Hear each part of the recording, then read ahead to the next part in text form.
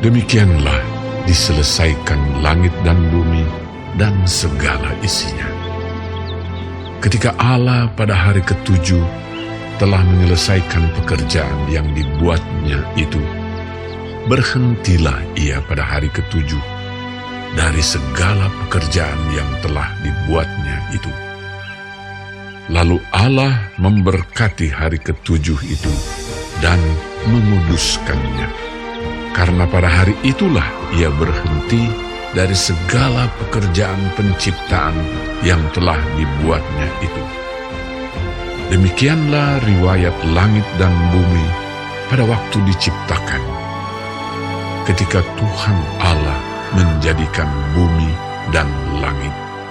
Belum ada semak apapun di bumi, belum timbul tumbuh-tumbuhan apapun di padang, sebab Tuhan Allah belum menurunkan hujan ke bumi, dan belum ada orang untuk mengusahakan tanah itu. Tetapi ada kabut naik ke atas dari bumi dan membasahi seluruh permukaan bumi itu.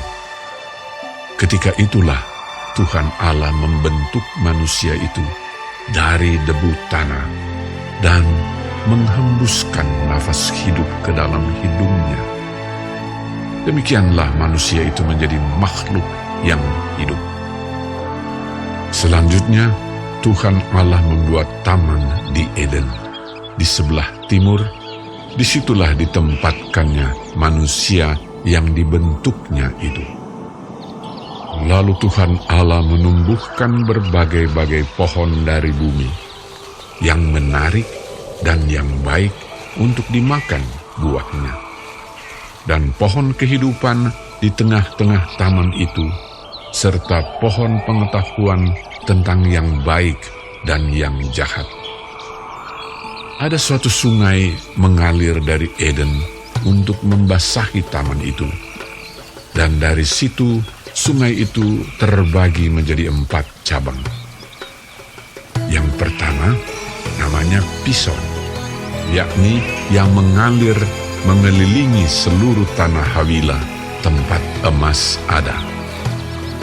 Dan emas dari negeri itu baik. Di sana ada damar bedola dan batu krisopras. Nama sungai yang kedua ialah Gihon, yakni yang mengalir mengelilingi seluruh tanah Kush.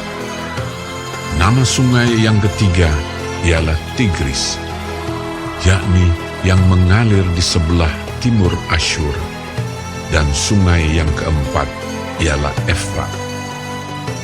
Tuhan Allah mengambil manusia itu dan menempatkannya dalam Taman Eden untuk mengusahakan dan memelihara taman itu. Lalu Tuhan Allah memberi perintah ini kepada manusia. Semua pohon dalam taman ini boleh kau makan buahnya dengan bebas. Tetapi pohon pengetahuan tentang yang baik dan yang jahat itu, janganlah kau makan buahnya, sebab pada hari engkau memakannya, pastilah engkau mati. Tuhan Allah berfirman, Tidak baik kalau manusia itu seorang diri saja. Aku akan menjadikan penolong baginya yang sepadan dengan dia. Lalu Tuhan Allah membentuk dari tanah segala binatang hutan dan segala burung di udara. Dibawanyalah semuanya kepada manusia itu untuk melihat bagaimana ia menamainya. Dan seperti nama yang diberikan manusia itu kepada tiap-tiap makhluk yang hidup, demikianlah nanti nama makhluk itu. Manusia itu memberi nama kepada segala ternak, kepada burung-burung di udara, dan kepada segala binatang hutan. Tetapi baginya sendiri, ia tidak menjumpai penolong yang sepadan dengan dia. Lalu Tuhan Allah membuat manusia itu tidur nyenyak. Ketika ia tidur, Tuhan Allah mengambil salah satu rusuk daripadanya, lalu menutup tempat itu dengan daging. Dan dari rusuk yang diambil Tuhan Allah dari manusia itu, dibangunnyalah seorang perempuan. Lalu dibawanya kepada manusia itu. Lalu berkatalah manusia itu, Inilah dia, tulang dari tulangku, dan daging dari dagingku.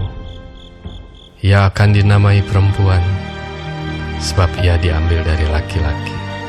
sebab itu seorang laki-laki akan meninggalkan ayahnya dan ibunya dan bersatu dengan istrinya, sehingga keduanya menjadi satu daging.